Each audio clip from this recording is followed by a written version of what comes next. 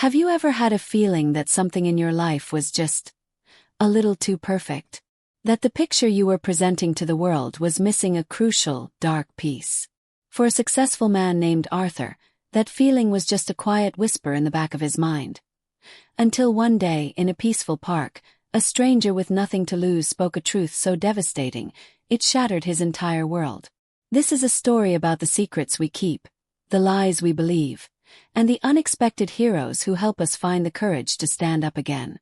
The sun hung low over Oak Haven Park, painting everything in that soft golden light that makes you want to stop and just breathe.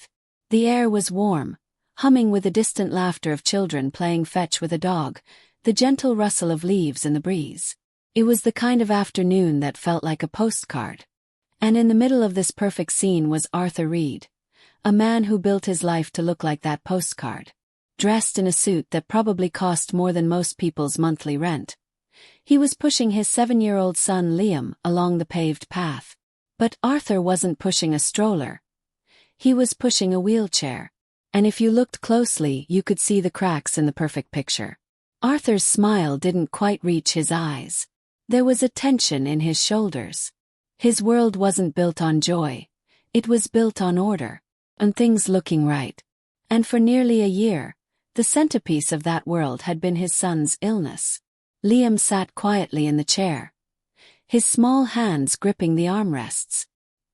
He had a head of soft brown hair, neatly combed, and big, thoughtful eyes the color of the summer sky. But those eyes, they held a cloud, a shadow of something that Arthur could never quite name. Was it fear, sadness, resignation? He hadn't taken a single step since Arthur had married Clara, his beautiful, caring wife. She was the one who insisted. She was the one who'd sat with him in countless doctors' offices, her voice full of concern, explaining that Liam was fragile, that his legs were weak, that trying to walk could hurt him, could cause permanent damage. The doctors were never sure. They mumbled about possible neurological issues, but Clara was certain. And Arthur, wanting so badly to believe in her certainty, had obeyed. He convinced himself that her protectiveness was love. He looked down at Liam, his heart aching with a love so fierce it sometimes frightened him. "Beautiful day, champ," he said, his voice softer than the one he used in boardrooms. Liam just nodded, his gaze fixed on the other kids running free on the grass. The longing in that look was a physical pain in Arthur's chest. And that's when the picture shattered. A boy stepped out from behind a large oak tree. He didn't emerge. He seemed to unravel from the shadows themselves. He looked to be about Liam's age, but where Liam was soft and cared for, this boy was all sharp angles and tough resilience. His skin was dark, his hair a little long and unkempt. He wore a faded red t-shirt that was torn at the shoulder and stained with what looked like old dirt, and his jeans were too big, held up by a frayed belt. His shoes were scuffed and mismatched. But it was his eyes that stopped Arthur dead. They were dark, intense, and held a knowledge that no child should ever possess. They were old eyes in a young face. This boy had seen things. Arthur's first instinct was pity, maybe a little discomfort. He thought the boy might ask for money. But the boy didn't even look at Arthur's expensive watch or his leather wallet. His burning gaze was locked directly on Liam. And then he spoke. His voice was quiet, but it cut through the peaceful park air like a shard of glass. "Your new wife won't let your son walk." Time stopped. The laughter of the other children faded into a dull buzz. Arthur felt the words land in the center of his soul, a direct hit. His breath caught in his throat. His heart began to hammer against his ribs, a frantic, panicked drum. He froze mid-step, his hands tightening on the handles of the wheelchair. What did he just say?" Liam gasped, his small body going rigid in the chair. He looked from the strange boy to his father, his eyes wide with confusion and a dawning, terrifying curiosity. Arthur finally found his voice, but it didn't sound like his own. It was cracked, stripped bare of all its authority. "What did you just say?" he demanded, his mind racing, trying to process the impossible accusation. The homeless boy didn't flinch. He didn't look away. He stood his ground, his small fists clenched at his sides. He pointed a trembling finger, not at Arthur, but at Liam. "She keeps you from walking," he said, his voice growing stronger, laced with a pain that was heartbreaking to hear. "She tells you you're weak. She lies to you both. She doesn't want him to get better." The world seemed to tilt on its axis. This was insane. This was a dirty, homeless child spouting nonsense. But Arthur's eyes flicked down to his son, and he saw it. That flicker of recognition in Liam's eyes. It wasn't just confusion. It was a key turning in a lock deep inside him. "Dad," Liam whispered, his voice so small and fragile it nearly broke Arthur. What does he mean?" The boy took a shaky step closer. His clothes were dirty, but his conviction was crystal clear. "I saw her," he said, and his voice broke on the words. "I saw her when she thought nobody was watching. She told him. She told your son. He could never walk again. And he believed her. Because she makes him believe." Arthur's stomach twisted into a cold, hard knot. He wanted to shout. He wanted to defend his wife, his life, the reality he had built. But the boy's words were too specific. They cut too deep. They echoed a fear he had refused to even acknowledge in the darkest hours of the night.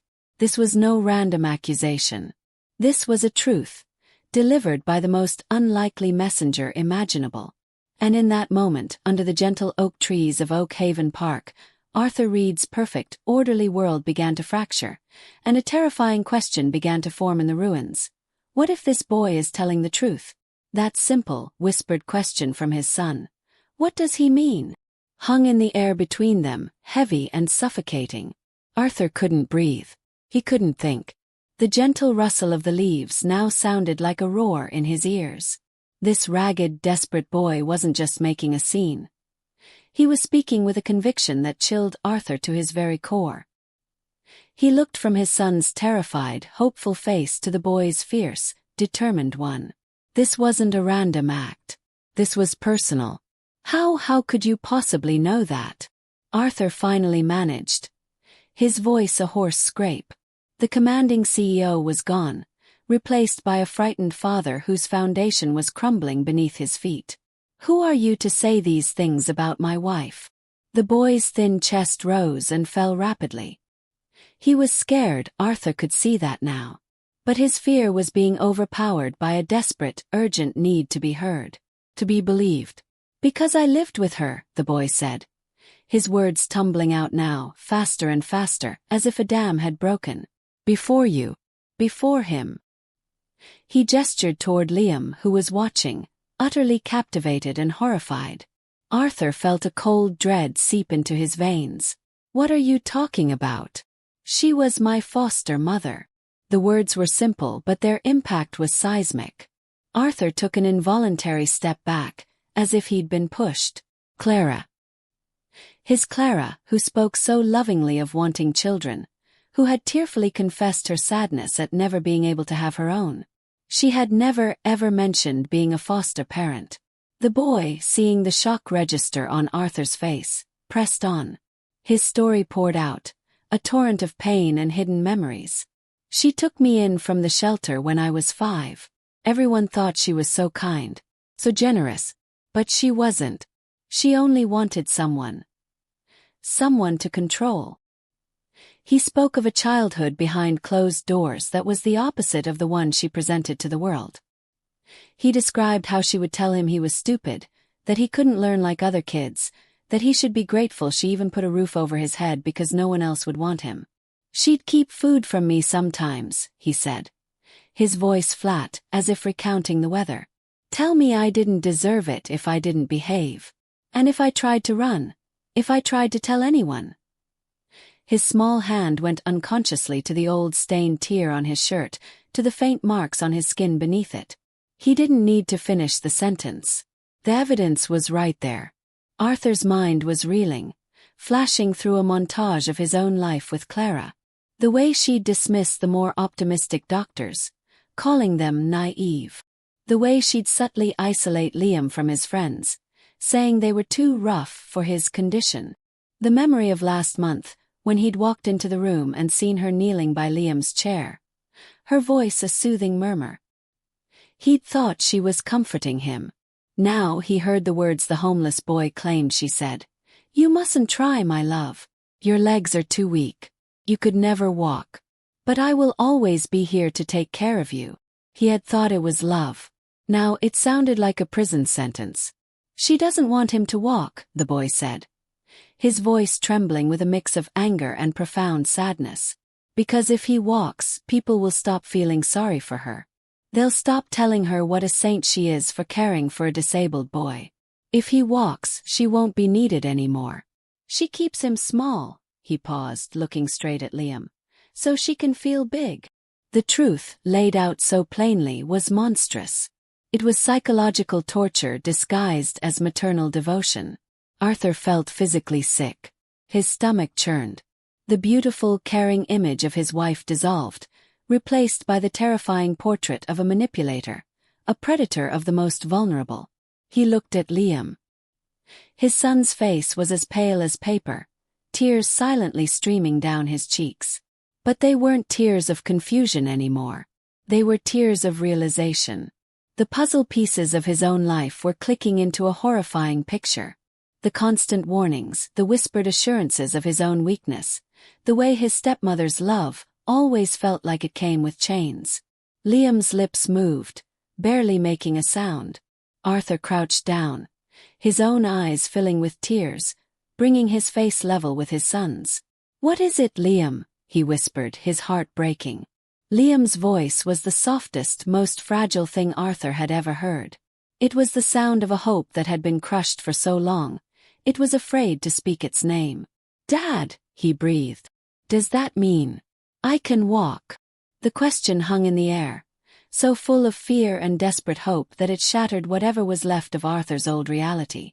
In that moment, he didn't see a doctor's report or a specialist's theory. He didn't see his wife's warnings. He only saw his son's eyes, begging for the truth. And for the first time in a year, Arthur chose to believe not in the comfortable lie, but in the painful, liberating truth. He looked from Liam's hopeful face to the homeless boy, this brave, bruised child who had risked everything to tell them, and he made a decision. He nodded, a single, firm movement. A tear escaped and traced a path down his cheek. "Yes, son," Arthur said, his voice thick with emotion, but clearer and stronger than it had been in months. "I think you can." The park, once a place of quiet deception, became a stage for a miracle. The three of them, a father, his son, and the ragged boy who brought the truth, existed in their own little world, the distant sounds of laughter and play now a forgotten backdrop. Arthur kept his eyes locked on Liam's, pouring every ounce of his belief, his hope, his apology into that gaze. "Let's try, Liam," he urged softly, his hands moving to unbuckle the leather straps that had held his son prisoner for so long. "Not for her. For you. For us." Liam's small hands were shaking violently as he gripped the armrests. He looked down at his own legs, thin and pale from a year of disuse, as if he were seeing them for the very first time. They were not the broken things he'd been told they were. They were just legs. "It's okay," a new voice said. It was the homeless boy. He had taken a step closer, his own tears cutting clean paths through the dirt on his cheeks. He wasn't a fierce accuser anymore. He was just a boy willing a friend to be free. "You can do it. I know you can." That simple vote of confidence from someone who had nothing to gain, someone who understood his prison, seemed to give Liam a courage he didn't know he possessed. He took a deep, shuddering breath, and with a look of sheer determination that made Arthur's heart swell with pride, he pushed. He pushed against the chair, his arms trembling with the effort. Arthur's hands were there, not to restrain, but to support, hovering just under his son's elbows. Slowly, unsteadily, Liam rose. His legs wobbled like a newborn fawn's, unused to bearing weight, muscles protesting after a long forced sleep. For a terrifying second he swayed and Arthur's hands tightened, ready to catch him. But Liam didn't fall. He locked his knees, his face a mask of intense concentration. He was standing. He was actually standing. A sharp, amazed gasp escaped Liam's lips. "Dad!" he whispered, his voice full of awe. I'm standing." Tears now flowed freely down Arthur's face. He couldn't speak. He could only nod, a sob of laughter and relief and overwhelming love catching in his throat. This was his son. Not a fragile patient, not a prop in a tragic story, but his strong, brave boy. "Now take a step," the homeless boy whispered, his voice filled with emotion. "Just one." Liam looked at his father, then at the boy, and then down at the grass beneath his feet. He shifted his weight. It was clumsy. It was awkward. His left foot lifted an inch off the ground, trembled in the air, and then planted itself a few inches forward. Then his right foot followed. It wasn't a walk. It was a shuffle, stumble, but it was the most beautiful, powerful movement Arthur had ever witnessed. A strangled cry of joy escaped Liam, and he fell forward into his father's waiting arms. Arthur caught him, holding him tight, both of them crying and laughing into each other's shoulders, rocking back and forth on the grass. The wheelchair sat behind them, empty and powerless, a symbol of a lie they had finally escaped. After a long moment, Arthur pulled back, holding his son's face in his hands, wiping away his tears. He then turned to the boy who had made this moment possible. He was standing a few feet away, watching them with a look of profound sadness and joy.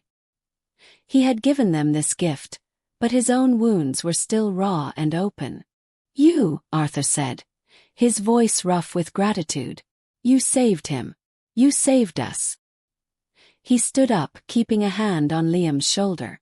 "I don't even know your name." The boy hesitated, as if his name was a secret he'd been forced to hide. Then he whispered, "It's Elijah." "Elijah," Arthur repeated, the name sounding like a promise. He looked at this brave, scarred child who had nothing and no one. He thought of the empty room in his house. He thought of the second chance his son had just been given. And he knew, with more certainty than he had ever known anything in his life, what he had to do. "Elijah," he said, his voice firm and clear, "you're not going back to the streets. Not after what you've done for us. You're coming home with us." Elijah's eyes widened in sheer, uncomprehending shock. His lips trembled. It was a hope so foreign, so unexpected, that he seemed to physically recoil from it, afraid it might be a trick. He looked from Arthur's earnest face to Liam's beaming, tear-streaked one.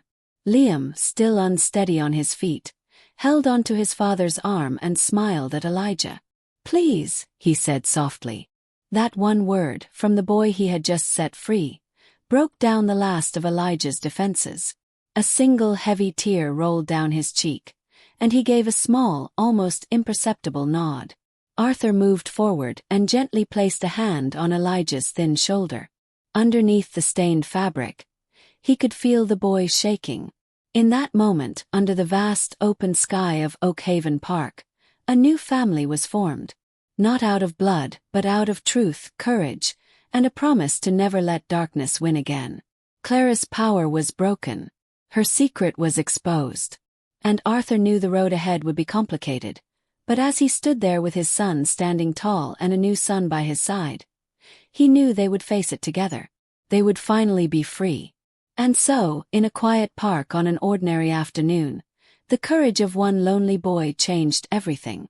It just goes to show, doesn't it, that the truth can come from the most unexpected places, and that family isn't always who you're born to. It's who you choose to stand with. If this story moved you, if it made you feel something, then do me a huge favor.